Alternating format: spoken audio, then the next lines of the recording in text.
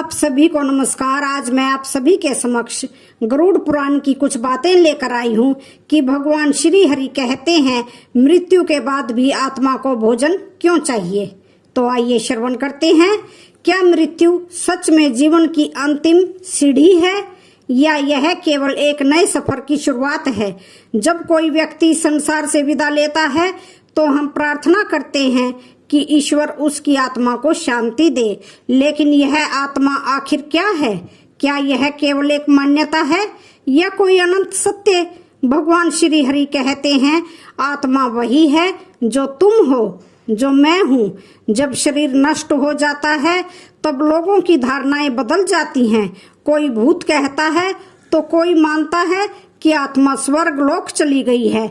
लेकिन क्या सच में आत्मा कहीं जाती है या यह सब हमारी सोच है? इस संसार में जो भी भौतिक शरीर है वह नश्वर है। यह देह किसी की नहीं होती और ना ही यह सदा हमारे साथ रहती है। यह केवल 5 तत्वों मिट्टी, जल, अग्नि, वायु और आकाश से बना हुआ एक आवरण है। जब जीवन समाप्त होता है तो यह शरीर इन्हीं तत्वों में विलीन हो जाता है, लेकिन आत्मा नष्ट नहीं होती है। वह अविनाशी और शाश्वत रहती है। श्रीमद् भागवत गीता, वेद और पुराणों में कहा गया है कि आत्मा कभी नष्ट नहीं होती। वह केवल एक शरीर का त्याग कर दूसरे शरीर को धारण करती है। लेकिन यह प्रक्रिया कैसे होती है? क्या आत्मा स्वयं अपने नए जन्म का चुनाव करती है या फिर यह किसी अदृश्य शक्ति के हाथों में होता है? हमारे हिंदू शास्त्रों के अनुसार जब किसी जीव का जीवन समाप्त होता है तो उसकी आत्मा 3 संभावित मार्गों में से किसी एक पर प्रस्थान करती है। पहला अर्ची मार्ग, जो आत्मा को ब्रह्मलोक और देवलोक की ओर ले जाता है। दूसरा धर्म मार्ग, जो पितृलोक तक पहुंचाने वाला मार्ग होता है। तीसरा उत्पत्ति विनाश मार्ग, जो यमलोक एवं नरक की यात्रा करवाता है। लेकिन क्या आपने कभी यह सोचा है कि आत्मा को कौन सा पथ प्राप्त होगा? यह कैसे निर्धारित किया जाता है? क्या इनका आधार केवल भाग्य है या फिर हमारे कर्मों की भूमिका इसमें सर्वोपरि होती है? वेद, पुराण और श्रीमद् भागवत गीता में यह स्पष्ट रूप से वर्णित है कि आत्मा ना कभी जन्म लेती है और ना ही उसकी मृत्यु होती है। यह सनातन, अविनाशी और अजर अमर होती है। प्रत्येक जीवन में आत्मा एक नया शरीर धारण करती है और जन्म से लेकर मृत्यु तक अपने कर्मों के अनुसार जीवन जीती है। जब यह शरीर नष्ट होने की कगार पर पहुंचता है तब आत्मा इसे त्याग कर अपनी अगली यात्रा की ओर अग्रसर हो जाती है। जब तक आत्मा पूर्ण स्वतंत्र नहीं होती या मोक्ष की प्राप्ति नहीं कर लेती तब तक उसका यह अनवरत चक्र जारी रहता है। केवल मनुष्य ही नहीं बल्कि सभी प्राणी, पशु, पक्षी, कीट पतंगे, जलचर सभी आत्मा के उसी सनातन सिद्धांत के अंतर्गत आते हैं। आत्मज्ञान का पहला चरण यह समझना है कि मैं यह नश्वर शरीर नहीं बल्कि चिरस्थायी आत्मा हूँ। भगवान नारायण ने श्रीमद् भागवत गीता में कहा है कि आत्मा ना तो जन्म लेती है और ना ही इसका कभी अंत होता है। यह अविनाशी और शाश्वत है, जो केवल एक शरीर से दूसरे शरीर में प्रवेश होती है। जिस प्रकार मनुष्य पुराने वस्त्रों को त्याग कर नए वस्त्र पहनता है, ठीक उसी प्रकार आत्मा भी एक निश्चित अवधि के बाद नया शरीर धारण करती है। हिंदू धर्म के प्राचीन वेदों और पुराणों में यह विस्तार से बताया गया है कि मृत्यु के उपरांत आत्मा को नया शरीर प्राप्त करने में कितना समय लगता है। जब कोई व्यक्ति संसार को छोड़कर जाता है तो सामान्यतः उसकी आत्मा तुरंत किसी नए शरीर में प्रवेश कर जाती है। हालांकि यह प्रक्रिया पूरी तरह से उसके पूर्व जन्मों के कर्मों और जीवन में किए गए कार्यों पर निर्भर करती है। लेकिन किसी व्यक्ति की मृत्यु उपरांत उसकी आत्मा कितने समय में नया शरीर धारण करती है, इसका विवरण हिंदू धर्म के प्राचीन वेदों और पुराणों में विस्तृत रूप से किया गया है। शास्त्रों के अनुसार यह प्रक्रिया पूरी तरह से आत्मा के पूर्व जन्मों के संचित कर्मों और उसके जीवन काल में किए गए कार्यों पर निर्भर करती है। जब कोई मनुष्य इस संसार को छोड़कर जाता है तो उसकी आत्मा सामान्यतः शीघ्र ही किसी नए शरीर में प्रवेश कर लेती है। हालांकि हर आत्मा के लिए यह प्रक्रिया समान नहीं होती है। कुछ आत्माओं को तुरंत नया जन्म प्राप्त हो जाता है, जबकि कुछ आत्माओं को इस प्रक्रिया में एक लंबी यात्रा से गुजरना पड़ता है। ऐसा माना जाता है कि कुछ आत्माएं केवल 3 दिनों के भीतर नया शरीर धारण कर लेती हैं। इसी कारण कई स्थानों पर तीजा संस्कार संपन्न किया जाता है। वहीं कुछ आत्माओं को पुनर्जन्म प्राप्त करने में 10 से 13 दिनों तक का समय लग सकता है, जिसके परिणाम स्वरूप 10 गात्र और 13वीं जैसे संस्कारों का पालन किया जाता है। कुछ लोग ऐसे भी होते हैं जिनकी मृत्यु अचानक या किसी अधूरी इच्छा के कारण अत्यंत पीड़ादायक रूप में होती है। ऐसी स्थिति में उनकी आत्मा तुरंत नया शरीर धारण नहीं कर पाती, बल्कि इसे एक लंबी यात्रा से गुजरना पड़ता है। यही कारण है कि कुछ आत्माओं को पुनर्जन्म प्राप्त करने में 37 से 40 दिनों तक का समय लग सकता है। इसी विश्वास के आधार पर कई परिवार अपने दिवंगत परिजनों की मृत्यु के 1 वर्ष पश्चात का आयोजन करते हैं। इसका प्रमुख उद्देश्य यह होता है कि यदि आत्मा किसी कारणवश प्रेत योनि में चली गई हो तो उसे वहां शांति प्राप्त हो और दोबारा उसे कष्ट का सामना न करना पड़े। आत्मा अपने आप में एक रहस्य है जिसे जानने की जिज्ञासा मनुष्य में आदिकाल से रही है। आत्मा क्या है, वह कहाँ से आती है और कहाँ चली जाती है? इन प्रश्नों के उत्तर खोजने के लिए ऋषि मुनियों से लेकर महान संतों तक ने गहरी तपस्या की है। भगवान श्री विष्णु ने आत्मा का विस्तार से वर्णन करते हुए कहा है कि प्रत्येक जीव के भीतर आत्मा के रूप में स्वयं परमात्मा ही विराजमान होते हैं। आत्मा ही जीवन का वास्तविक सार है। यह शाश्वत सत्य है, अजर अमर है और संपूर्ण ज्ञान का स्रोत है। इसे ना जलाया जा सकता है, ना जल में गलाया जा सकता है और ना ही वायु इसे सुखा सकती है और ना ही इसे किसी भी प्रकार से नष्ट किया जा सकता है। यही कारण है कि आत्मा कभी समाप्त नहीं होती। यह केवल शरीर का त्याग करती है और पुनः नए रूप में प्रकट होती है। आप सोच रहे होंगे कि आमतौर पर मनुष्य 60 से 65 वर्ष की आयु में मृत्यु को प्राप्त हो जाता है। यह भी सत्य है, परंतु क्या आत्मा को तुरंत ही नया शरीर मिल जाता है? नहीं, यह प्रक्रिया इतनी सरल नहीं है।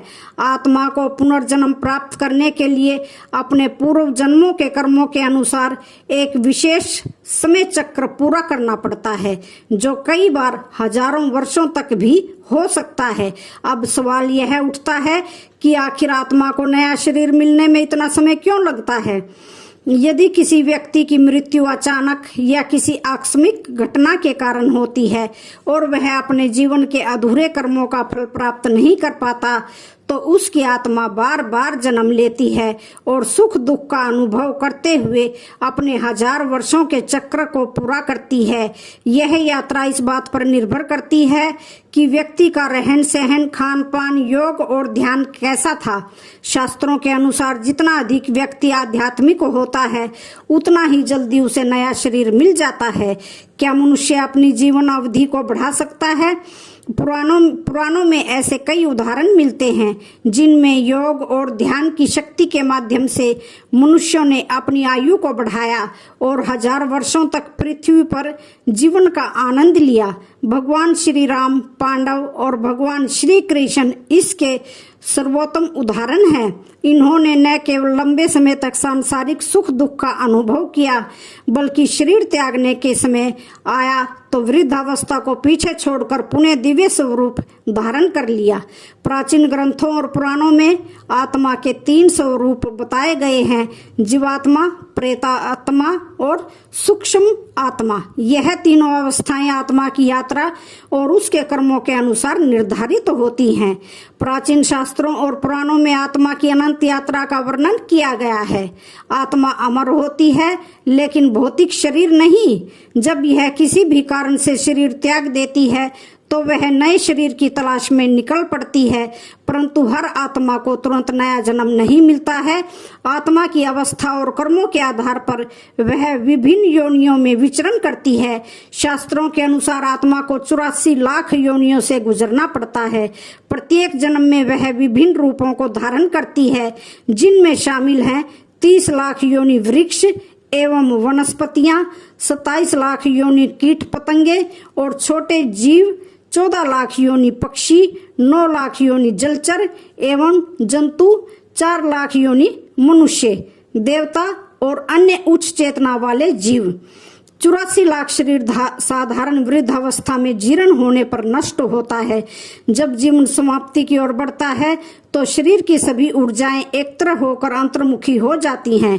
परंतु यदि किसी आकस्मिक घटना के कारण मृत्यु अल्पायु में हो जाती है तो आत्मा की यह यात्रा अधिक रहस्यमय और जटिल हो जाती है। जब मृत्यु का समय आता है तो आत्मा स्थूल शरीर से मुक्त होने लगती है। मुख, नाक, आंख, कान और अन्य उत्सर्जन मार्ग आत्मा के निकलने के द्वार बनते हैं। दुष्ट कर्म वालों की आत्मा मलमूत्र के मार्ग से निकलती है, जिससे उसे गहन पीड़ा होती है। सत्कर्मी और योगियों की आत्मा ब्रह्मरंध्र सिर के शीर्ष भाग से निकलती है, जिससे वह बिना कष्ट के शरीर त्यागती है। आत्मा जब स्थूल शरीर छोड़ती है तो वह सूक्ष्म शरीर में प्रवेश कर जाती है। यह सूक्ष्म शरीर स्थूल शरीर जैसा ही दिखता है, लेकिन अदृश्य होता है। लेकिन खुद को देखने में आत्मा असमर्थ होती है। मृत्यु के तुरंत बाद आत्मा अपने मृत शरीर के आसपास ही मंडराने लगती है। वह अपने परिजनों को पुकारती है और उनसे बात करने की कोशिश करती है, लेकिन कोई उसकी आवाज नहीं सुन पाता। आत्मा अपने ही मृत शरीर को देखती है और अचंभित हो जाती है। मैं तो यहाँ हूँ, फिर यह मेरा शरीर क्यों पड़ा है? कोई मेरी बात क्यों नहीं सुन रहा है? कुछ आत्मा खुद को अब भी जीवित मानती हैं और अजीब व्यवहार करती हैं। जब किसी का अचानक निधन हो जाता है तो उसकी आत्मा तुरंत इस सच्चाई को स्वीकार नहीं कर पाती। वह अपने हाथ पैर हिलाने की कोशिश करती है, चारों ओर देखती है, लेकिन उसे कुछ भी महसूस नहीं होता है। उसे लगता है कि शायद यह सिर्फ एक सपना है जिससे वह जल्द ही जाग जाएगा। लेकिन मृत आत्मा जब अपने आसपास अपने प्रियजनों को विलाप करते हुए देखती है तो उसे धीरे धीरे समझ आने लगता है कि अब वह इस दुनिया का हिस्सा नहीं रही। घबराकर वह अपने पुराने शरीर में लौटने की कोशिश करती है, लेकिन जैसे ही वह पास में जाती है तो उसे महसूस होता है कि अब वह उसमें प्रवेश नहीं कर सकती। वह हर संभव प्रयास करती है, लेकिन एक अदृश्य शक्ति उसे रोक देती है। जब तक अंतिम संस्कार की क्रिया नहीं हो जाती, वह अपने शरीर के पास ही मंडराती रहती है, मानो उसे छोड़ने को तैयार नहीं। अगर शरीर को जला दिया जाता है तो आत्मा को यह एहसास हो जाता है कि अब इस संसार से उसका नाता टूट चुका है और वह धीरे धीरे नई यात्रा की ओर बढ़ने लगती है। यदि शरीर को दफनाया जाता है तो आत्मा अधिक दिनों तक वहीं अटकी रहती है। उसे प्रतीत होता है कि उसका शरीर अभी भी वही है और वह उसे छोड़ नहीं सकती। यही कारण है कि कई आत्माएं कब्र के आसपास भटकती रहती हैं। मोह माया से कुछ आत्माएं अपने शरीर से अधिक अपने प्रियजनों से जुड़ी होती हैं। वे शमशान के बजाय अपने परिवार के आसपास रहने की कोशिश करती हैं, अपने प्रियजनों को पुकारती हैं, उन्हें छूने का प्रयास करती हैं, लेकिन कोई उनकी उपस्थिति को महसूस नहीं कर पाता। उनकी यह व्यथा उन्हें और भी अधिक पीड़ा देती है। लेकिन हिंदू धर्म ग्रंथों और पुराणों में इस विषय का विस्तृत वर्णन मिलता है। पुराणों के अनुसार जब भी कोई व्यक्ति मृत्यु को प्राप्त करता है तो उसकी आत्मा शरीर को छोड़कर अपनी यात्रा शुरू करती है। यह यात्रा 3 मुख्य मार्गों में से एक पर होती है और यह मार्ग केवल उस आत्मा के कर्मों पर निर्भर करता है। अर्ची मार्ग, यह मार्ग उन आत्माओं के लिए होता है जिनके कर्म अच्छे होते हैं। इन आत्माओं को ब्रह्मलोक या स्वर्गलोक की यात्रा पर भेजा जाता है, जहां वे आनंद और शांति का अनुभव करते हैं। इस मार्ग पर यात्रा करने वाली आत्माएं मोक्ष प्राप्त करती हैं, अर्थात वे पुनः जन्म लेने से मुक्त हो जाती हैं। धूम्र मार्ग, इस मार्ग पर जाने वाली आत्माएं पितृलोक की यात्रा करती हैं। इन आत्माओं का जीवन सामान्य होता है और वे कुछ समय तक पितृलोक में रहती हैं।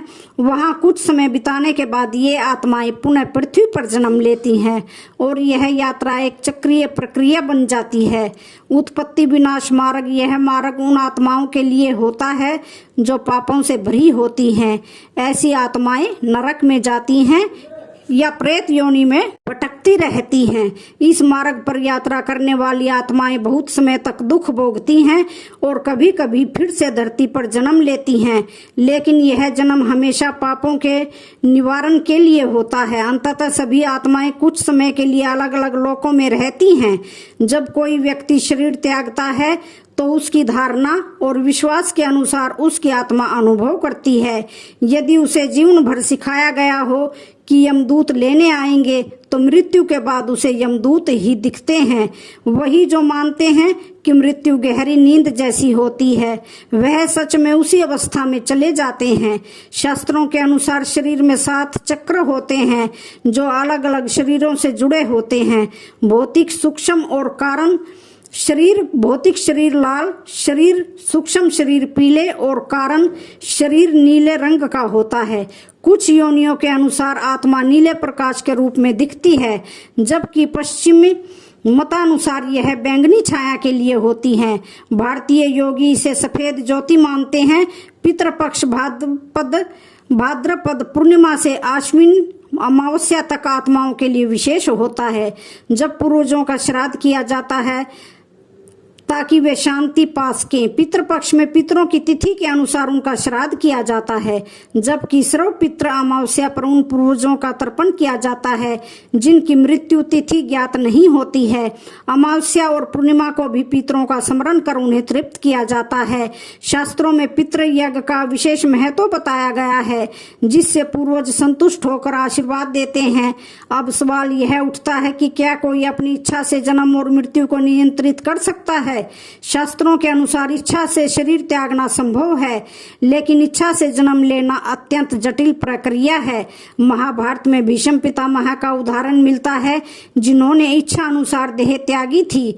प्रत्येक जीव अपने कर्मों अनुसार और इच्छाओं के अधीन रहकर नया जन्म ग्रहण करता है। यह एक अचेतन प्रक्रिया होती है, जहां पिछले जीवन के कर्म बीज रूप में अगले जन्म का निर्धारण करते हैं।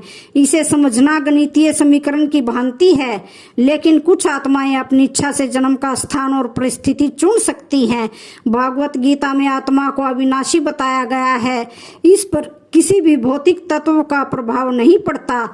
आत्मा का स्वाभाविक गुण ईश्वर में विलीन होना है और जब तक यह अपने परम लक्ष्य तक नहीं पहुंचती, तब तक शरीर को बदलती रहती है। आत्मा को सामान्य रूप से देख पाना कठिन है, इसके लिए ईश्वर की कृपा और सूक्ष्म दृष्टि आवश्यक है। आत्माओं में पृथ्वी तत्व नहीं होता, इसलिए वे वायु की तरह गतिशील होती हैं। कई बार इनका अनुभव सुगंध या किसी विशेष गंध के रूप में किया जाता है। आत्माएं स्वयं अच्छी बुरी नहीं होती हैं, बल्कि उनके साथ जुड़े संस्कार और मन ही उन्हें ऐसा बनाते हैं। अविद्या और मोहवश कुछ लोग तंत्र मंत्र के भ्रम में फंस जाते हैं, जबकि वास्तव में इनका कोई अस्तित्व नहीं होता है। सच्चा मार्ग केवल ईश्वर की भक्ति, अच्छे कर्म और आत्मज्ञान से ही प्राप्त होता है। गीता में कहा भी गया है कि आत्मा स्वयं परमेश्वर के श्वास के समान है। तो आज की वीडियो का यहीं पर समापन होता है। वीडियो